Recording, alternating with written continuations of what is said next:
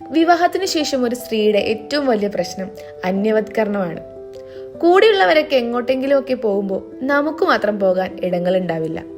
ഒരൊറ്റ കൂട്ടുകാരില്ല, ആരെയും പരിചയമില്ല, നാട്ടിൽ നടക്കുന്ന പരിപാടികൾ അറിയില്ല, വെറുതെ വിളിച്ചു കയറ്റാൻ ഫാൻസ് കടയിലെ ചെക്കന്മാര് പോലുമില്ല.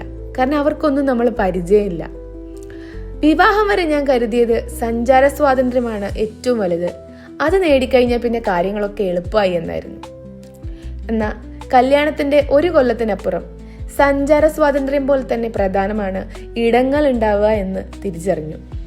പണ്ട് സർവ്വ സ്വാതന്ത്ര്യത്തോടെ വിഹരിച്ചിരുന്ന വല്യമ്മയോട് അമ്മമ്മയ്ക്ക് എങ്ങോട്ട് വേണേലും പോകാലോ എന്ന് പറഞ്ഞപ്പോൾ ഞാൻ എവിടെ പോവാനാണ്, ഈ പത്തായത്തിൽ ഗോലി അടിച്ചതുപോലെ ഈ 4 മൂലയ്ക്കല്ലാതെ എന്നായിരുന്നു മറുപടി.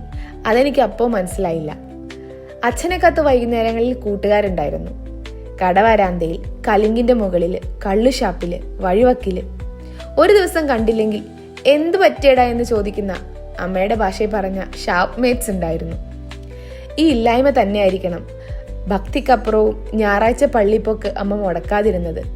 കുർബാന കഴിഞ്ഞ് കപ്പ്യാര് വീട്ടിലെത്തിയാലും അമ്മയും കൂട്ടുകാരികളും റോട്ടിൽ നിന്ന് വർത്തമാനം പറഞ്ഞുകൊണ്ടേയിരുന്നത്. പുതിയ നാട്ടിൽ വേരുപിടിക്കാൻ നമ്മളൊക്കെ എത്ര മഴ കൊള്ളണം ഇനിയും, അല്ലേ?